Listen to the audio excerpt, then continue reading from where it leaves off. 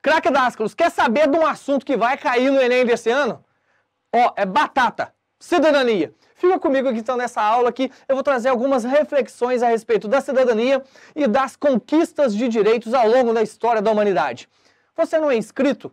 Se inscreve no nosso canal, por favor, se inscreve aí, deixa aquele like maroto, aperta o sininho para as notificações, porque a partir de agora, ó, a gente vai turbinar o nosso canal no YouTube, cheio de vídeos, cheio de dicas. Vem aí o Enem Estratégico, um diferencial do Dáscalos, para te ajudar a aumentar o teu desempenho e fazer você um aluno de alta performance nos estudos para as provas que vem aí no final do ano.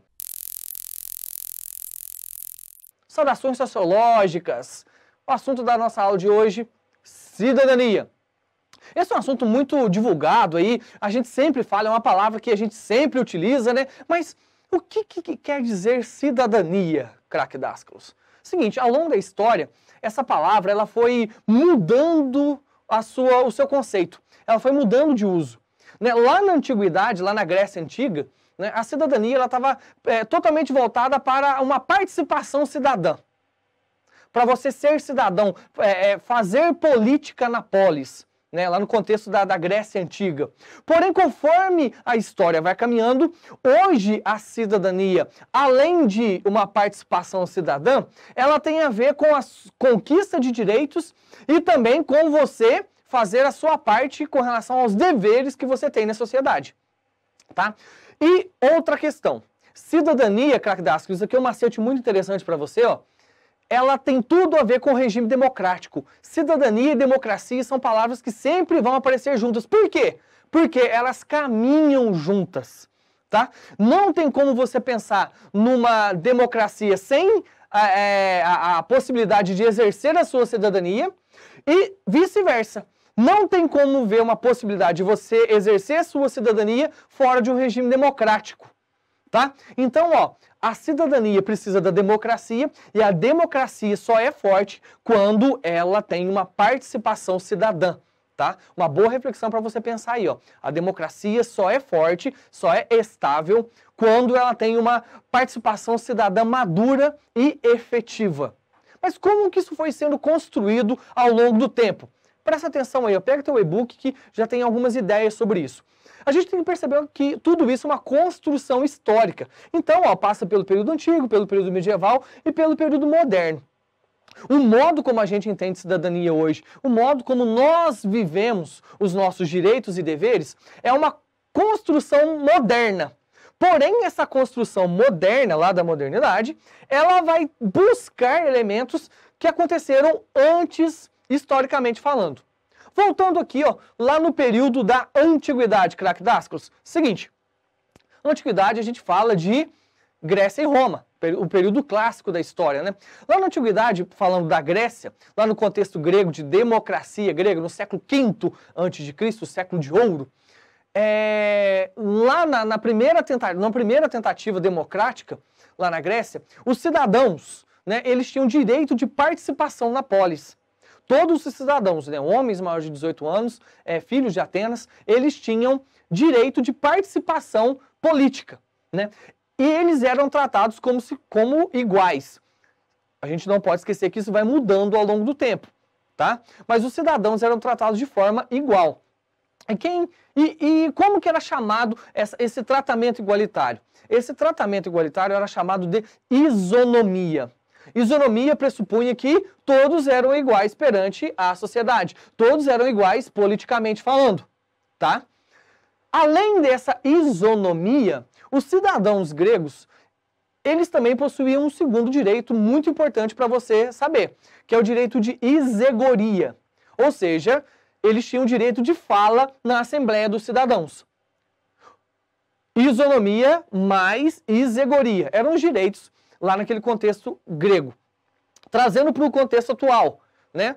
O nosso direito de fala na Assembleia dos Cidadãos, ele é traduzido porque a nossa democracia atual, ela não é tão direta assim, né? O nosso direito de fala, a gente transfere para uma outra pessoa, para um terceiro, por meio do voto. Então, os deputados, senadores, vereadores, eles têm esse direito de fala, porque nós, por meio do aparato democrático atual, concedemos para essas figuras, essas pessoas, né, o direito de fala que foi resgatados lá da antiguidade. Então, ó, isonomia e isegoria são dois conceitos muito importantes. E a contribuição romana, qual que foi? A contribuição romana foi uma ideia de compilar os direitos. Ok? Então a gente percebe que o direito romano, que a base é uma base dos estudos de direito atual, quem for fazer advocacia, quem for fazer direito vai voltar na história para estudar o direito romano, né? Por que volta para estudar o direito romano? Porque o direito romano também é uma grande contribuição do mundo antigo. Passando para o mundo medieval, o que vai acontecer? No mundo medieval, a cidadania ela praticamente hiberna. Por quê? O poder lá era totalmente verticalizado, né? A nobreza e a igreja eram as duas instituições que concentravam em si os poderes, e a figura do servo, né? Não havia nenhuma questão de isonomia, não havia participação política por parte do servo, ok? E quem controlava ali, o poder verticalizado era controlado pela igreja, né, de certa maneira, que tinha um grande poder político também, e pela nobreza, e pela figura do rei, de certa maneira. Né? O que tem que ficar claro aqui do período medieval é o seguinte: a participação cidadã ali ela ficou hibernada por um milênio. Tá? O servo ele não era tratado como igual nem socialmente e nem politicamente. Tá? Então havia ali uma diferença com relação à igualdade política. Não havia uma igualdade política. Aí, o que acontece? No final do período medieval, com o Renascimento, acontece uma primavera. Vamos pensar assim, né? É uma busca pela libertação do homem, uma busca por uma cultura mais antropocêntrica. O pessoal dá aquela empolgada e vem, no início da modernidade, o período absolutista. O período absolutista, ele reproduz muito o modelo medieval. Porque no modelo medieval, era uma estrutura verticalizada. No período absolutista também há uma verticalização política. O rei manda, o súdito obedece.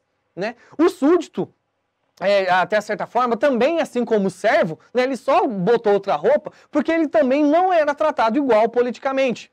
O súdito não tinha direito de participação cidadã. Tá? Estou fazendo um resumo aqui muito breve. Ok, pessoal? Até que começa no século XVII, ali, tá, o século XVIII, um anseio por mudar toda essa estrutura. Daí começam a acontecer fissuras aí, essa estrutura vai se romper com a Revolução Francesa, onde os ideais iluministas de liberdade, igualdade, fraternidade e essa questão de o súdito ser substituído pelo cidadão, os privilégios da classe do primeiro e segundo estado ser transferido por direitos, né? As obrigações do súdito serem transformadas em deveres. O movimento iluminista, a Revolução Francesa, ela vem provocar, além de outras transformações na sociedade, ela vem provocar também uma mudança nessa questão da cidadania, tá? Pedindo uma maior abertura e uma maior participação política. E com a Revolução Francesa acontecendo, vai surgir, em 1789, o documento que é um marco da cidadania moderna e posterior também, né, até a Declaração dos Direitos Humanos, no século passado. O marco da história da cidadania é a Declaração dos Direitos do Homem e do Cidadão. Tá? Ela começa a ser escrita em 1789 e ela é ratificada em 1793, a sua versão final. Tá? E o que é que esse documento trata que ele para ele ser considerado tão importante? Preparei uma tela aqui para você, craque Dascalos, para você entender melhor o que esse documento traz. Então vem aqui comigo, por favor, na nossa tela. Seguinte, tem uma imagem, uma capa dessa Declaração dos Direitos do Homem e do Cidadão. E vem aqui comigo, ó. Inspirada no pensamento iluminista, a declaração com seus 17 artigos foi votada de maneira definitiva em 2 de outubro de 1789 e foi reformulada em uma segunda versão em 1793.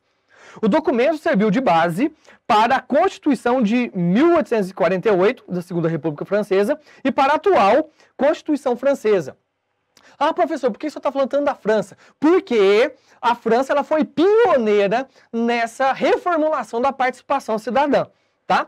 E outra, esse documento aqui, como já falei anteriormente, ele serve de base, né, de inspiração para a Declaração dos Direitos Humanos da ONU, que ocorreu no século passado. Tá ok? Então vem aqui comigo, ó. alguns dos artigos que essa declaração vai trazer. Olha para você ver que pioneirismo, que vanguardismo. Olha, os homens nascem e são livres e iguais em direitos. Já pressupõe que uma liberdade, todos os homens são livres, né? E iguais em direito. Igualdade jurídica. Então, ó, a Declaração dos Direitos do Homem e do Cidadão, ela vai lançar. E ela vai ser o primeiro documento que vai fazer o quê? O Estado, ele vai ser garantidor desses direitos. Craque Dascos, você não pode esquecer disso. A partir daqui, o Estado, ele passa a ser garantidor, né? Ele vai pressupor garantias que esses direitos sejam efetivados, tá? A liberdade consiste em fazer tudo que não prejudique o próximo. Tem um errinho aqui, mas vocês vão relevar, tá? E vão revelar também. Ó, a lei é a expressão da vontade geral, né? A livre comunicação das ideias e das opiniões é um dos mais preciosos, faltou um espaço aí, direitos do homem. Craque Dascos, eu quero que você perceba aqui, ó, nesse artigo, no artigo 11, vem um direito civil, que é o direito de liberdade de expressão. Igualdade política. Igualdade política é um direito político. Liberdade de expressão é um direito civil. E ó, a sociedade tem o direito de pedir contas, faltou um espacinho aí, mas tranquilo, a todo agente público pela sua administração. Mas aí, ó, um outro direito político, em que você tem o direito político de cobrar as pessoas que trabalham na administração pública, direito de fiscalizar o que eles estão fazendo.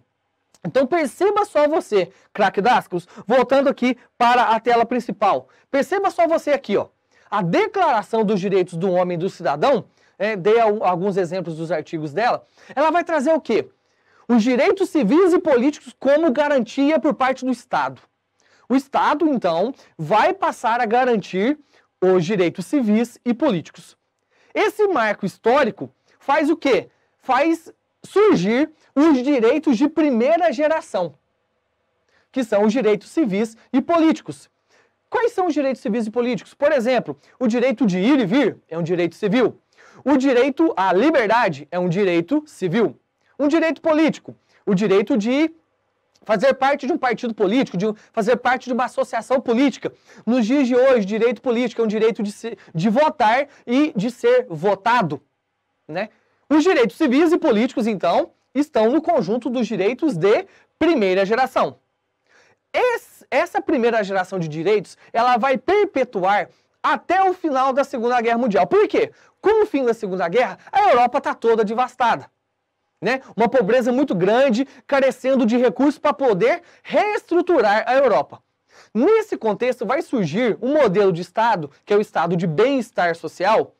E a partir desse modelo de Estado, o Estado de bem-estar social, vai surgir a segunda geração de direitos, que traz em si os direitos sociais. Então, ó, a partir da Segunda Guerra, nessa tentativa de reconstrução da Europa, o Estado ele vai garantir, além do direito civil e político, também o direito social. Quais são os direitos sociais que vêm surgir nesse contexto do Plano Marshall? Vem aí, ó, direito ao trabalho, direito à segurança, direito à educação, direito à saúde, né? Direito à previdência, que é um grande exemplo de direito social, ok? Então, ó, no contexto de pós-Segunda Guerra Mundial, surgirão os direitos de segunda geração, ou direitos sociais, porque a Europa estava precisando se reconstruir e o Estado percebeu que deveria garantir também aos seus cidadãos direitos sociais. Então, vem aí o segundo bloco de direitos. Direito de segunda geração. Craque Dascos, vem aqui comigo. Então a gente já pode perceber que aqui, ó, direito de primeira e segunda geração, a cidadania, ela começa a ficar mais forte. A participação cidadã começa a ficar mais forte no contexto europeu e também, de certa forma, no contexto mundial, nos países que aderem, né, regimes democráticos. Aí, craque Dascos, vem o seguinte. Conforme a humanidade vai se desenvolvendo, começam a surgir novas demandas. Quais demandas são essas?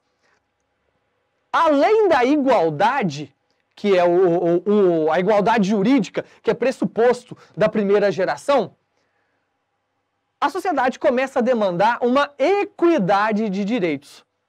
Ou seja, porque a igualdade não está conseguindo contemplar todo mundo de maneira eficaz. Então, por conta de uma demanda de equidade de direitos, surgirão os direitos de terceira geração. Quais são os direitos de terceira geração?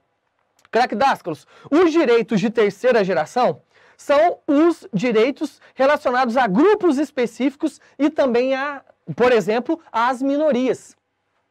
Então, o direito, vamos trazer para o contexto brasileiro, o direito, o Estatuto do Índio, as leis que protegem a mulher, o Estatuto da Criança e do Adolescente, o Estatuto do Idoso, são exemplos de direitos de terceira geração.